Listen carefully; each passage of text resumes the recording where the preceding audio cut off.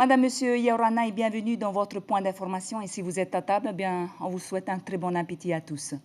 Il n'y a plus d'eau au Tuamotu, plus de pluie depuis plusieurs jours. Une sécheresse qui rend la vie des Pomotu difficile, en particulier pour les pensions de famille. Les cuves se vident, c'est le système D. Et selon Météo France, cette sécheresse est visible depuis début août et devrait encore durer un peu.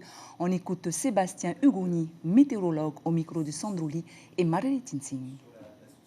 Cette explication est liée à une configuration météorologique depuis un mois et demi où on a un anticyclone de l'île de Pâques qui est situé, centré sur l'île de Pâques, qui nous amène des alizés, des vents d'est, mais avec une atmosphère sèche. Il n'y a pas d'humidité, donc il n'y a pas de possibilité de formation de nuages dans l'Alizé. Ces nuages vont ne se former qu'au niveau des reliefs. Jusqu'à la fin de semaine, on prévoit très peu de pluie sur la société et les Tuamotu, toujours, on voit que les zones bleues sont cantonnées au sud du territoire, au niveau du sud Tuamotu, Gambier et aux Australes. Par contre, sur le reste du territoire, nous n'attendons pas de pluie jusqu'au moins en début de semaine prochaine.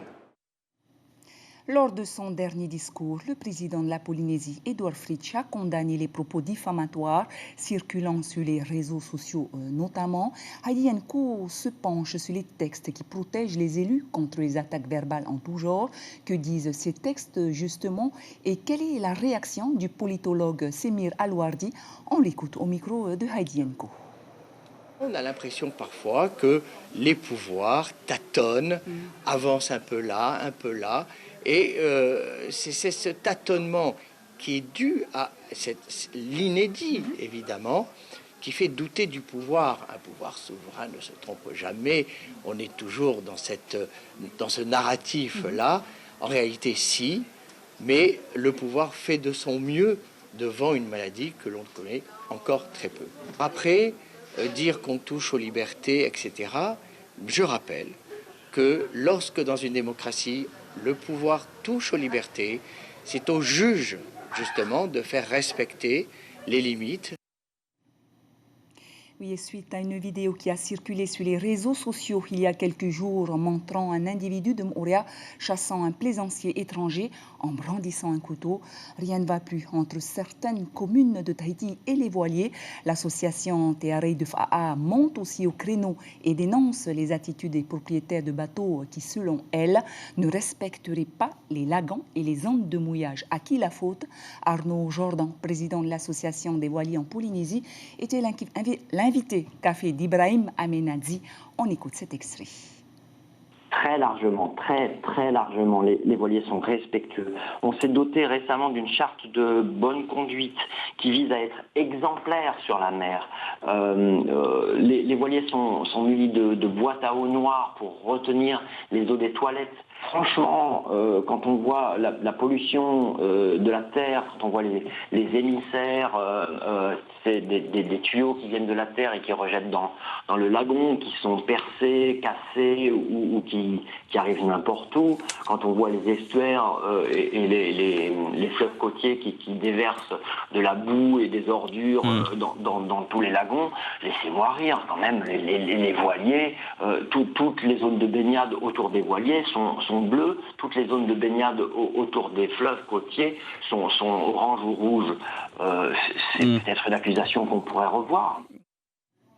Les élections sénatoriales auront lieu ce dimanche. La Polynésie compte 13 candidats pour 2 sièges de sénateurs. Seuls les grands électeurs sont appelés aux urnes. Les conseillers communaux, à travers leurs délégués, les parlementaires et les représentants à l'Assemblée de Polynésie. Marie-Christine Depas propose un éclairage croisé sur les sénatoriales de 2014, de 2015 et le scrutin de ce dimanche. Regardez. Au sénatorial de 2014, le Tavini perd gros.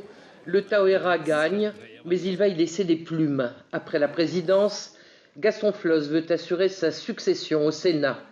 Il vient d'être déchu de ses mandats électifs suite à sa condamnation définitive dans l'affaire des emplois fictifs et au refus du président Hollande de le gracier. Le vieux lion a remporté tous les scrutins depuis 2012. Ses candidats, Théora Iriti et Vincent Dubois, sont élus au premier tour. Ces jours de défaite, en revanche, pour le sénateur sortant, Richard Touhéava, le Tavini perd sa toute première et unique représentation nationale. Le 6 février 2015, c'est la stupeur au Taoera. Le Conseil constitutionnel invalide l'élection du tandem Iriti-Dubois en raison d'une manifestation de soutien organisée le jour du scrutin par Gaston Flosse jusque devant le centre de vote. Les sages du Palais Royal estiment qu'elle a pu altérer la sincérité du scrutin. Les élections partielles ont lieu le 3 mai 2015. Un scrutin sur fond de guerre de succession au Taoera et au Tavini. Au Taoera, c'est l'implosion. Les élus pro-Fritsch, Lana Tetuanui et Nuhia Oloré, sont élus au premier tour.